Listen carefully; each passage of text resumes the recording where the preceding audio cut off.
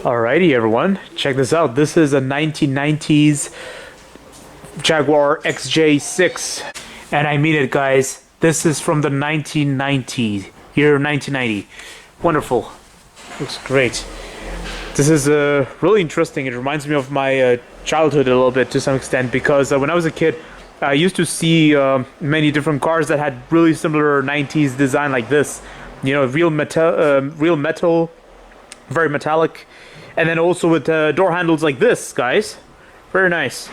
Sweet 90s. It's very interesting what's going on over here. So, Jaguar XJ6.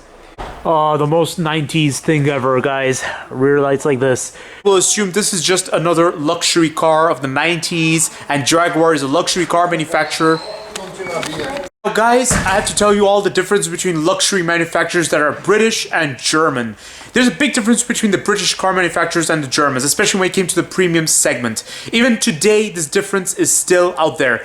Now, the big difference is the British luxury car manufacturers like Jaguar, Range Rover, and Rolls-Royce and Bentley, they built luxury cars for status sakes. It was all about status, guys. Have you noticed they all look gracious and everything? They all look so appealing. That's because of status. In fact, they never really built cars out of utility or out of security. It was all about, you know, it being a chariot, you know? It was all about it being a thing which you kind of buy to show your wealth or something.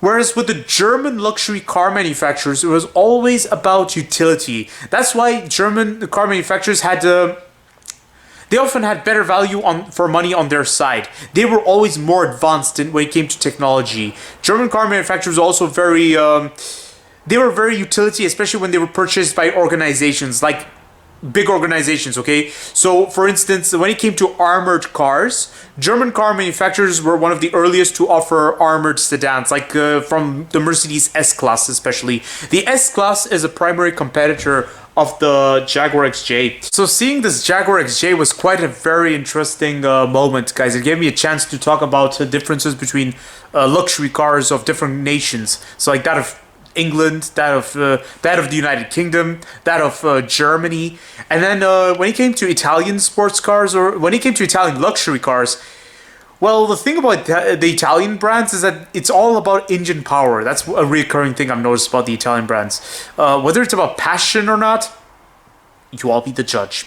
But I know that the Germans, they tend to be very practical. Paintwork of the Jaguar XJ6. Now let's take a look at the interior. Ah, smells wonderful. Sweet smell of the 90s. Yep. Nice walnut wood trim, by the way. It's very interesting. I like the equipment it's loaded with. Very interesting, guys. Sweet 90s. And then they also had seatbelts even. Now, seatbelts became a thing of the 80s, I'd say. So, you know, it doesn't come as a surprise that this Jaguar XJ has it. Lovely, lovely interior. Now, I've noticed another thing about Jaguar, and I don't know if this applies to other car manufacturers of the 90s, especially from the premium segment. First of all, I'd like to point out this gear lever. Now, last year, I had a chance to see a Jaguar car. It was a sports car. It wasn't really for civilian use. It was for the race. I think it was the Le Mans race.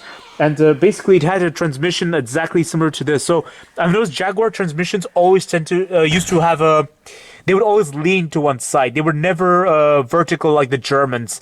So it was always leaning to this side. If you see what I mean, they always lean to one side. They never have a vertical stand.